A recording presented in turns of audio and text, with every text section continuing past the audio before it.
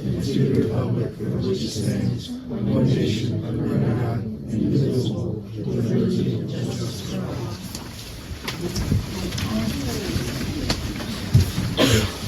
Bryce Steiner, Yes. Jason Frank, Yes. Steve Jordan, Yes. Kenny Reinhardt, Yes. Dean Reister, Yes. and Brian Smith. Approval of the minutes from last month. I'll make a motion to approve. I'll second. Bryce Steiner, Yes. Kenny Reinhardt, Yes. Jason Frank, Yes. Steve Jordan, Yes. Dean Reister, Yes. and Brian Smith. Approval of the financials. James. Any questions? Look fine to me.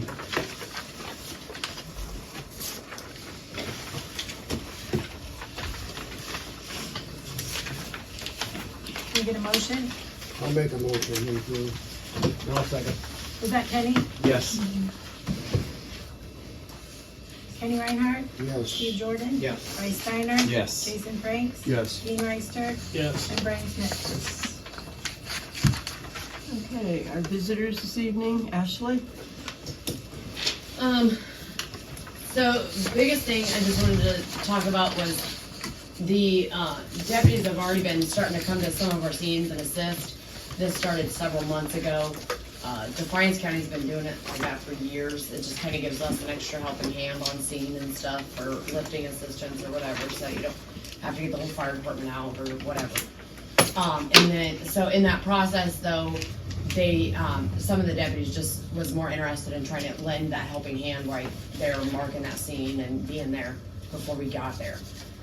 So in that whole process of that, some of them now are getting certified as emergency medical responders is what it is. So it's that first level of EMS certification.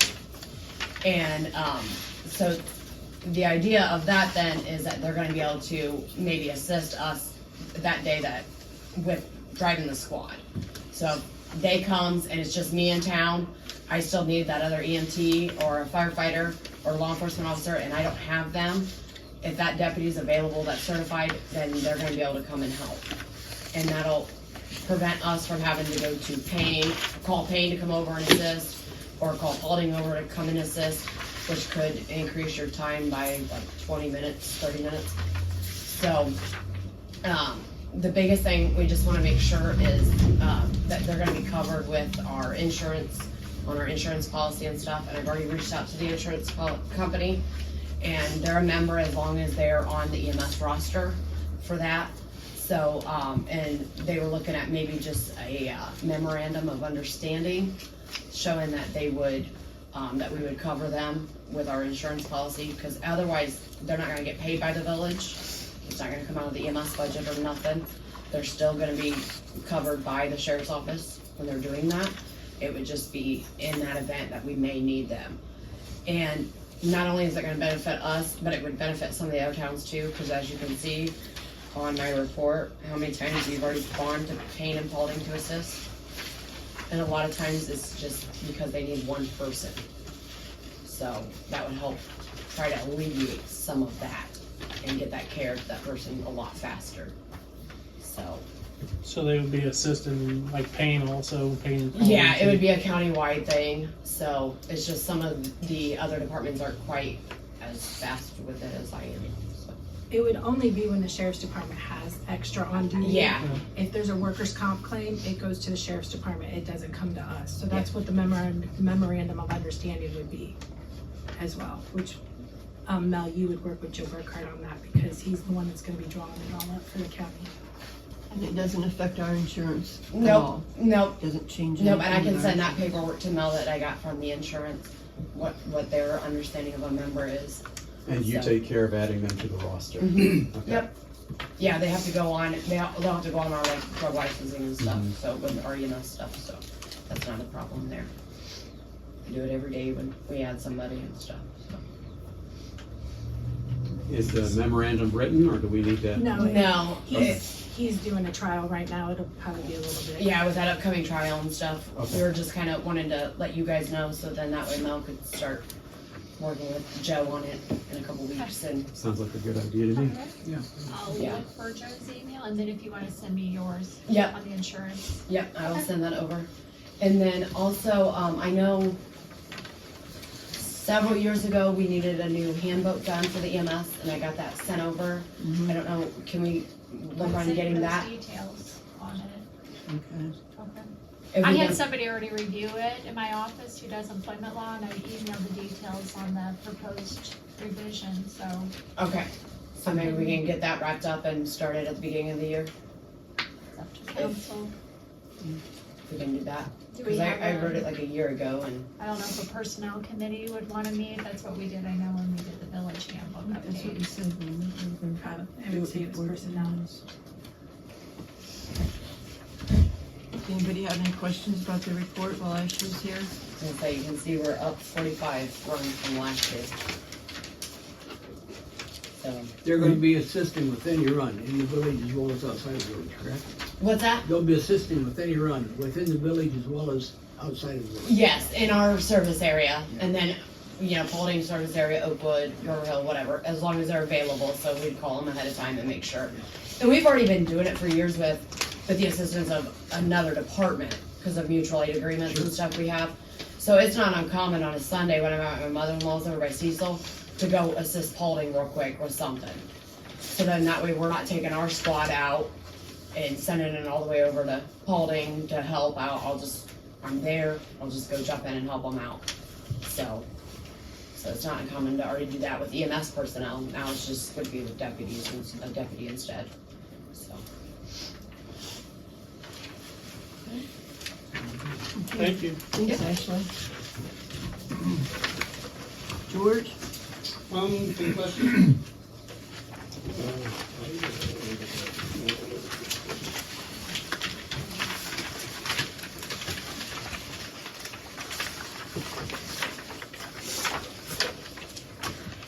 Any questions for George? You still not looking to search, I assume? I am, there's just nobody out there. Okay, Next one, looking for two. okay.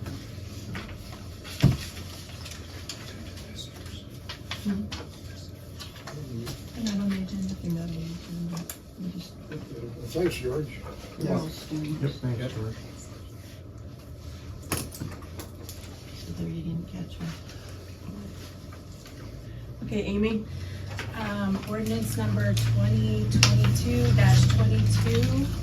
This is the second reading, an ordinance authorizing the village fiscal officer to transfer $5,000 from the general fund to the street lighting fund. Ordinance number ordinance number 2022-23, an ordinance to establish the time and place of regular meetings of the council for the village of Antwerp, Paulding County, Ohio, for calendar year 2023. And this is the same as always, Mondays that are holidays will fall on the third Wednesday of that month, and the dates are stated on here. That's also first reading. And I don't know if Brian wants to talk real quick before I bring up this one, or are we skipping it? What do you want me I to do? Mom? can read the title, and then it's up to Ryan, if you want to say anything, maybe go ahead and do the first reading.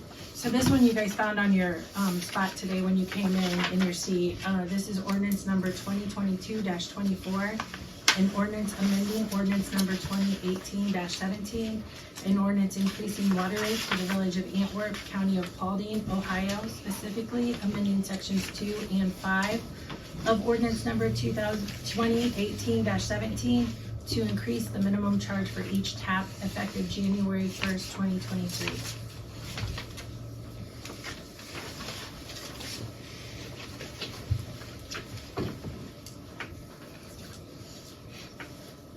I think probably, before we go too far with that, we need to make known why we're doing it.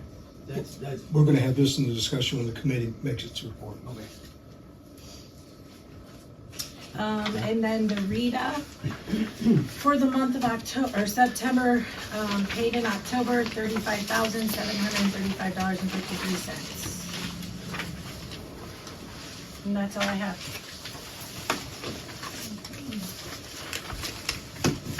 Brian? I'll do a short administrative report, and then I think Brian wants to talk a little bit on committee report, and then we can have more discussion on this ordinance.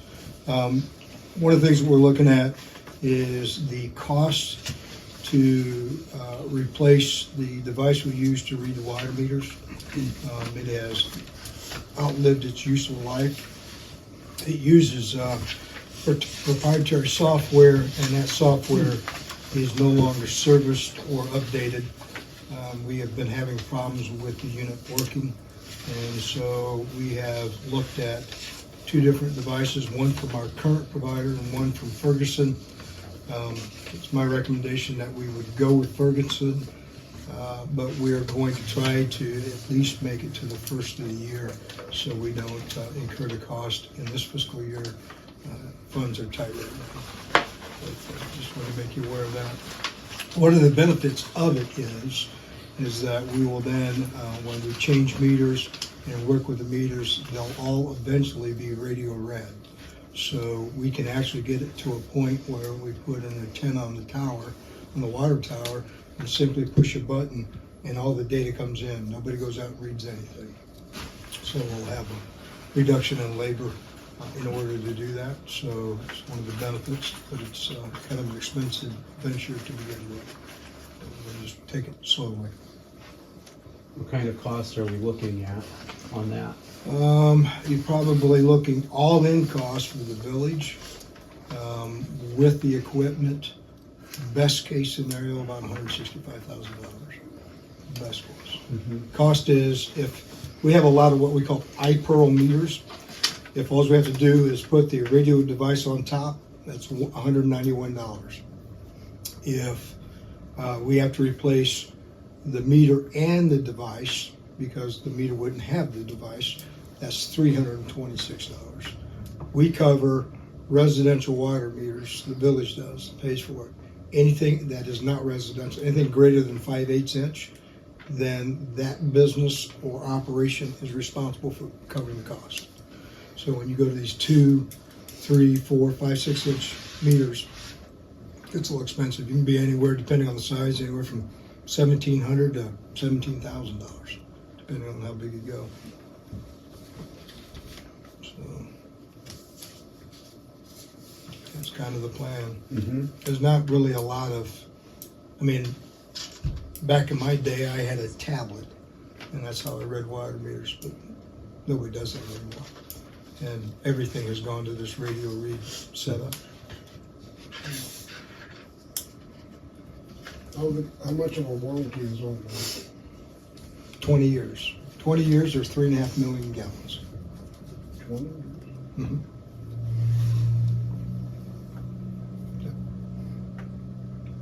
How old is the current system? Bought in, 2015? I was gonna say 14 or 15. They quit updating the software like 3 years ago. We've been able to get by, but it's at a point now where you can't fix it. We think it'll work one more time, but we're not positive. So how, we need to have these new meters in place by January 1? No. Okay. What we need currently is a new device to record the readings. Okay. And so the software would be manipulated in such that it would have a walking map, just like the one we have now. So if you don't have a radio read, it comes up like a calculator, and you just type in the number and move to the next one. So we can do that for the time being. Any other questions? Okay. Do you have any committee reports this evening? I do. We met Dean and Brian and I to discuss this water plant. That's how the ordinance came about and everything. Utility committee. Yeah, sorry, my bad, utility committee, I apologize, yes. So basically, we, after discussion, we came up with the recommendations to, increase the rates. Basically, in order, the end goal is to pay for the water plant, which is where we all wanna get to. Right now, we're dealing with things that are outdated. The rates we're charging right now aren't going to make enough to pay, so our debt to revenue ratio we're falling behind. The current rates around the area are probably 3 times that, to 2 times, 3 times that. So with the rate we have, we're going to end up short, so we need to raise it to be able to, the system's not sustainable the way it is right now. So we talked about the meters needing replaced. And basically the way we came up with these rates is we used the benchmarks based on the study from the engineer's numbers. So right now, another thing that we're facing when we talked about grants, but we can't get grants because with our rates being as low as they are, they won't even look at it because they'll basically say raise your rates to get, you know, back to where you're comparable with everybody else. And then you know, so we're not at that point. So that's kind of where we're at. Brian could probably maybe put a cherry on top of that, or Yeah, I mean, if you take and you think of, you know, the ordinance speaks to the word tap, but tap is really not the right word simply because you have a tap fee when you tap a water line. So think of water meters. So currently, the water meters all generate income. We charge everybody that has a water meter, depending on who you are and how you qualify. So if you live in town, you pay $35 a quarter. If you live in town and you have the homestead exemption, you pay less. If you live outside of town, you pay more. But if you have the home exemption, you may pay a little bit less than that. So anyways, as an example, residents in town pay $35 a quarter. Okay? People who live outside the town in residence pay $45. Homesteads in town pay $25, and outside the village limits, they pay $35. So currently, if we take all of our meters and we figure out and we do a spreadsheet, we know that we bring in approximately $130,000 a year based on that calculation. The problem we have right now is based on our anticipated expenditures, what we have encumbered, and historically what we do, we already know that there is a chance we could be as off as much as $40,000 in the year 2023. Expenses greater than revenue. Okay, so we've already known that these rates are insufficient to just take care of what we have, let alone do anything for the future. So I put a spreadsheet together. I ran the numbers. I took a look at what Jones and Henry recommended. They actually recommended increasing the rates by $72 a quarter. So you take what you charge them now plus the 72. I did it at 70, just try to make things round easy numbers. That'll generate us about $212,000 a year. Well, actually, it may generate a little bit more than that. We need, based on if we are able to secure a 0% loan for 25 years on $5.3 million, we require $212,000 per year revenue. So by taking and going to the additional $70, we would actually net approximately $262,000. And we actually need probably $262,000 or more. We're not at a point where we can actually look towards the future. We're having a hard time paying for the current. I mean, when we have things break, it becomes very difficult. And as Amy will attest, the one account she doesn't like people using money out of is the water account, because it's just difficult to maintain the expenditures. So we're at a point where we either move forward and build a water plant, or we don't. But we will not be building one without increasing these rates at this level. There's no way to do it. Is that 262 addition? Over and above the 130. Okay, so we still got our other loans we'll be able to pay. Okay, perfect. Yes, ma'am. And one of the problems we're facing now, I've been out and seen it, is the chlorination process. Our chlorinator does not work. We're running through 2 tanks, and it's kind of hit and miss. We get a lot of problems with it, especially over in your area. Yeah, I mean, there's a lot of things. I told the guys in the meeting, I said, if I had $20 million, I could fix everything, but I don't have $20 million. There's things that need to be done. We have water lines that are made of concrete, you know? And we have water lines that are dead end, they're not looped, which they need to be for circulation purposes. So there's things that need to be done. In getting a new water plant, will that take care of some of the loops and some of the cast iron that we have in our infrastructure? No, sir, will not address any of that. Just strictly Strictly the water plant. But if we increase these rates to accommodate for a worst case scenario when replacing the water plant, and then we happen to find funding that can assist us with that, then possibly with the rate increase, we would be able to generate revenue to start repairing our water lines too. I mean, we've known for a while that our water supply is in need of dire help. And we've kicked the can down the road long enough. I think it's time we need to get on it. We probably should have been on it 5 years ago when I first got in.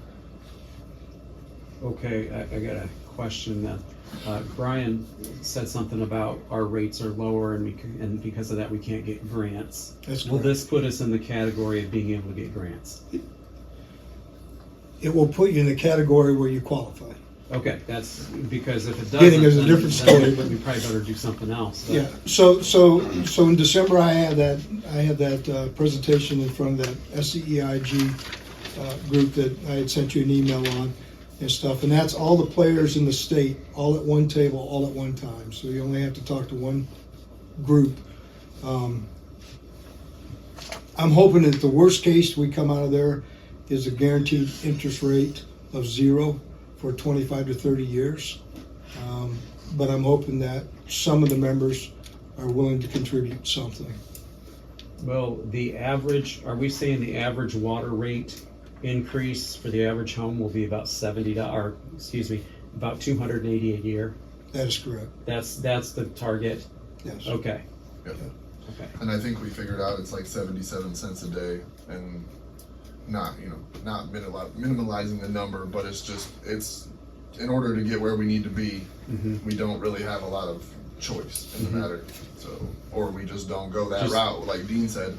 But I mean, that doesn't seem like an option relative to where we're at, what we're dealing with, and where we want to go. And I think everybody in here agrees that we need to go down that road to get to the water plant, because that's one of the major concerns of the village people. So, And these numbers don't really consider whether or not we regionalize either. I mean, that option's still out there. Yeah, I was wondering about that. So, the rate increase is what we're gonna have to do no matter what happens, whether we do our own plant or if we do a regionalization, we're still gonna have the rate increase in order to secure funding, because if you got a monthly payment and they see you don't even bring in enough to cover your payment, they're not gonna give you a loan for it. Right, we would have a portion of debt obligation on the regionalization just as well.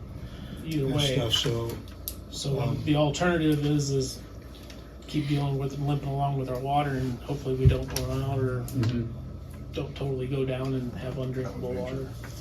Well, in places like you're down there where Steve said, do you have bad water pressure over there?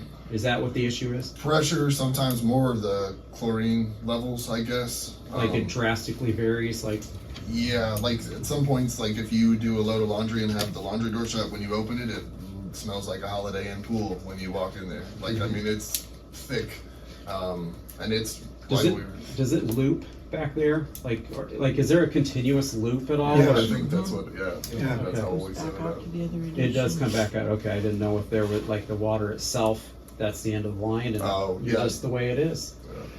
that's right, Yeah, right. Yeah. sorry. Yep. But doesn't Buffalo Street have issues too? I mean, I've always heard there's issues with waters on Yes. Buffalo Street. Theirs is, I think, a dead end, I don't. That's they don't- dead. Okay. Canal's a dead end down there too on Wentworth. And though, does that need solved too, eventually? I mean, does that, okay. We need to go in and take out whatever's concrete, and replace it with plastic, so we don't have main breaks. That's where the majority of those take place. And then we need to connect the ends so that they loop. How much plastic do we have now? I don't know that answer. Okay. I'm not sure anyone knows that answer. But I There's know about I don't. 4 foot on Canal Street, we put that in, didn't we? Yeah. Yeah. You know, in the committee, we just kind of talked about how we're at a point where we really need to have the funding, and if we don't do a wholesale change at this thing, if we come in and kind of limp it along and limp it along and limp it along, we're just gonna constantly be in short on funding and constantly have to do small increases. So as the committee, we just said, we might as well just kind of hit everybody at one time and let's just swing for the fences and see if we can't just do this and keep it as minimal to cover our worst case scenario. So that's where we're at with the funding and the numbers.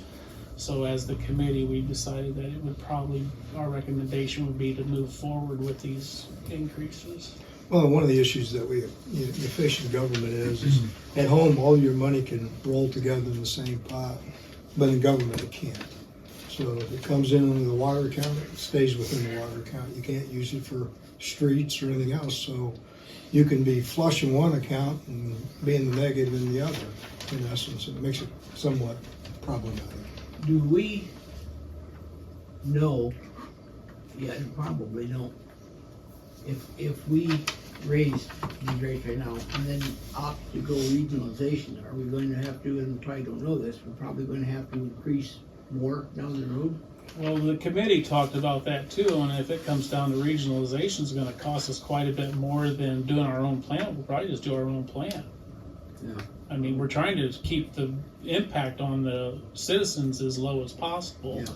So, you know, even though regionalization might work out better for the state, it might not work out better for our Yeah. community.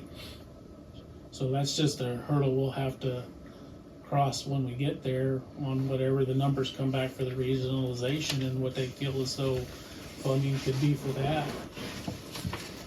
I think too that even from a regional perspective, even if it was cost beneficial and stuff, it may take an awful long time.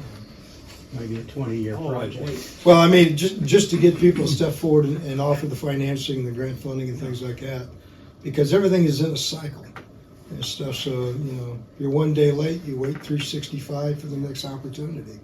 So it just, I know the state prefers it. It actually, I had to address it in the grant application in December, asking, I have to, you know, identify any water treatment plants within a 10-mile radius and ask questions about regionalization. So we'll have that data for us prior to that meeting. But I mean, I think in theory it sounds good, but in reality it may be a very long process. This is going to be a long process. So is replacing some of the lines, is that a higher priority than the treatment facility? No. Or it's The not? treatment So- facility has got to be replaced. I mean, if we lose that, it doesn't matter if you have all new lines. So, Our coronization process right now is 2 tanks of chlorine, one for the east side of 49, one for the west side of 49. There's a gate valve on top of each one, and that's how it's regulated. So it's hit and miss. And the price of chlorine went way up too, Yep. so that's even costing us a lot more than last year. So in the committee, we discussed, we're actually not we're gonna end up in the red next year in the water department unless we make some sort of a change now. So that's why we just considered taking the recommendation from Jones and Henry that did the study on the village and come up with a number of what it was gonna take to build a plant. And they gave us the number of how much we'll have to increase our water. And that's the numbers that the committee is gonna recommend that we use. It's just what we paid them $40,000 to come tell us what that number is. So here we are with the number, trying to make a decision. I know it's not gonna be good for the whole community to raise rates, but I've gotta pay it myself. You know, we all live here, we're all paying it too. And it's gonna hurt some people more than it's gonna hurt others, but the ultimate of thinking about not even being able to have usable water in 5 or 10 years, that's where we're looking at. Does this consider at all current inflation rates too? because, I, buying it this year, it may be 25% or more higher next we've year. gotten some of our rates and like our electric bills and even the chlorine and our Yeah. water testing, and we've included that in my budget before this. So Yeah, 'cause I- hopefully, I mean, everything- those that have reached out to us, Mhm. we've included. Okay. And most of them reach out to us to let us know they're raising their rates. Yeah. And that was discussed in our committee too, the fact that if we just push this down every year, you run the risk of it going up another 10% in cost. It won't be less, Yeah. that's for sure. It'd Any be a- questions? Thank you guys for checking that out. That's all I have, Mayor. Is there any old business to discuss?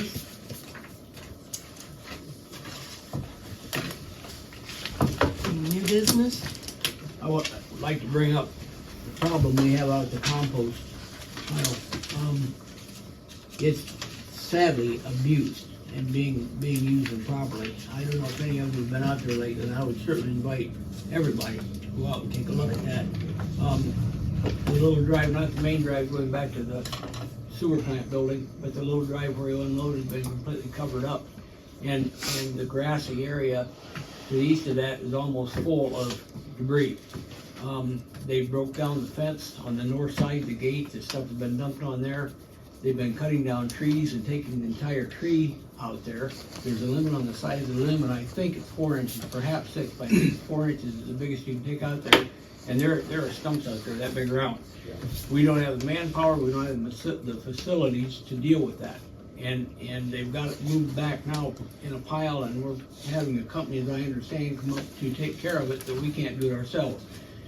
We have people from out of town coming in there and dumping, the people from Antwerp are paying for that, and it's for their use.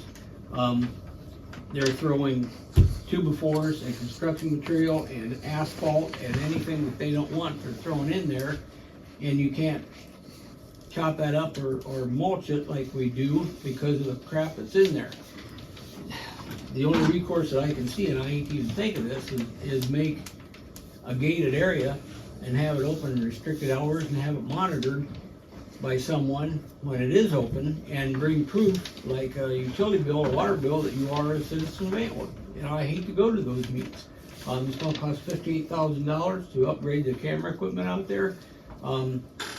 Something needs to be done. I don't have an answer. I'd like for everybody to see it and see what they can come up with, but we got a problem.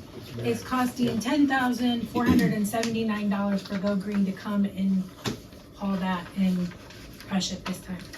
But we do charge the citizens on the Right, but water. we've already paid them $6,000 once this year. Yeah. So we're gonna be at, And what are we paying them to do? They come in and they mulch all up and get rid of it. Okay, that's just the standard stuff, it's not the vandalism No, that he's talking no, about. this isn't standard Okay. stuff. This is the vandalism that's taking care of big Okay. pickups, that kind of stuff. Okay. We mulch up, if the law is adhered to, what they're set for, we do that ourselves. We mulch it up, but we can't do this.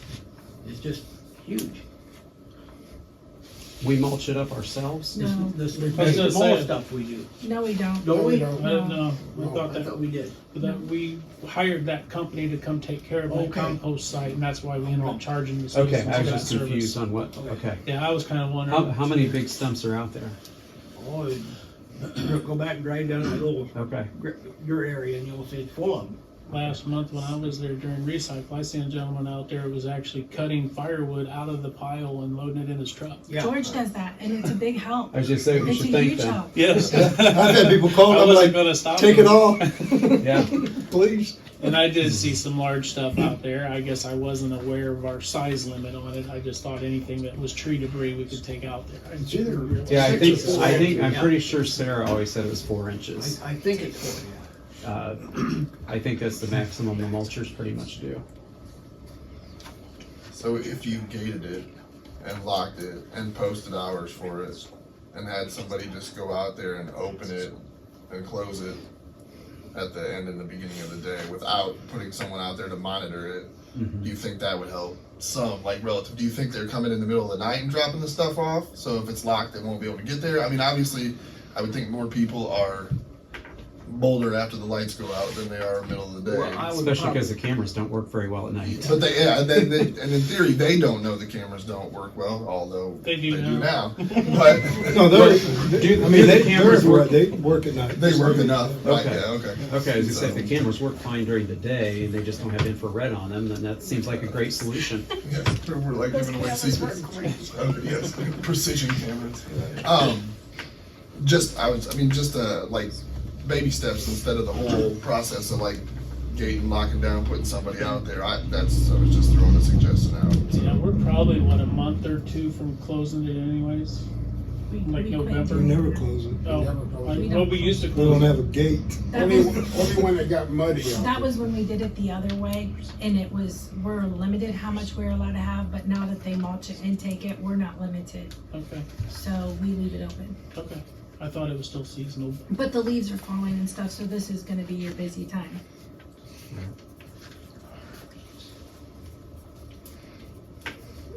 Well, I guess we can put up some more signs, tell them not to dump stuff. I mean, is there signs out there now? Yeah, there's a big sign that's covered up. You can't hardly read it. It's covered up. They dumped on it. Covered it with the some gate, logs? The gate on the north end, somebody unloaded.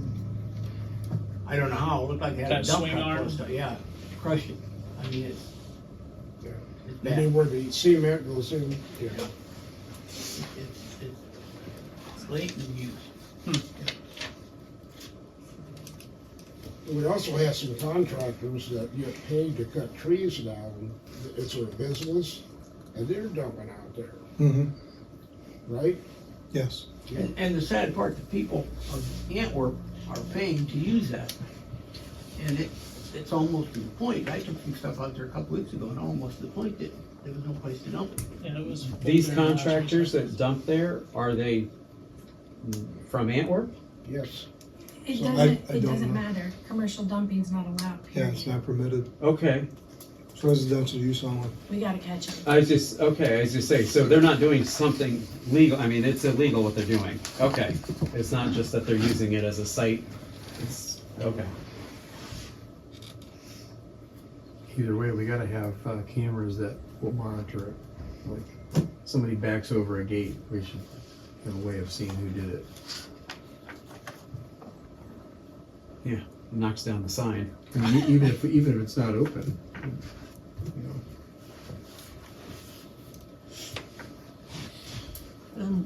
To the recycle, I got a call from Leo Kahn. He farms out around there. And he's complaining because of the trash that's blowing all over. He picks it up constantly. People are just dumping stuff. I mean, he would like to have a fence put up. I was just say, would it help if we put up a That's what he 8-foot would like, a fence? fence. I'm So thinking like a it blows bullpen up right to the behind fence. it. Maybe like a 3-sided bullpen, 15 feet high. We can just ask people to put stuff in the dumpster, right? We've tried that. I know. Yeah. We can stop having the dumpsters come. And those Or we would plastic, stop Next- recycling would be the yeah. other the alternative. plastic lids on that kind of blow open in that wind, it's so strong out there too. And, I mean, maybe that fence thing. I think fences, if we're gonna continue to keep the recycling out there, a fence is probably the cheapest and best way to. Why don't we look and see what it'd take us to build about a 15 or 16 foot bullpen 3-sided around that area? I can find out. At least get some ideas of what we're looking at. And maybe include something for, I don't know, better fencing or gate around the compost site too. It's probably hard I mean, that's the thing, we're gonna end up paying for our gate or fence as much as what we charge for the service for a year. And then it's gonna be inconvenient for our people going back to the waterworks plant, which I understand he'll be happy to do it because he's fed up with the mess out there, but it's still gonna be inconvenient for someone that's going back there. I mean, I don't know if we could get them to compost it more often just to keep it cleaned up. We If that call would them, help. they're just so busy, it's really hard to get them. It's hard to get a return phone call. They're just so busy, we don't know who else to call, they're out of being work. you're an electrician, maybe at night if we do this, put the fence up, you can wire that up at night with 480 and when we come back. They'll be there in the morning? Yeah, yeah. Give me something there in the morning. Don't pee on the fence.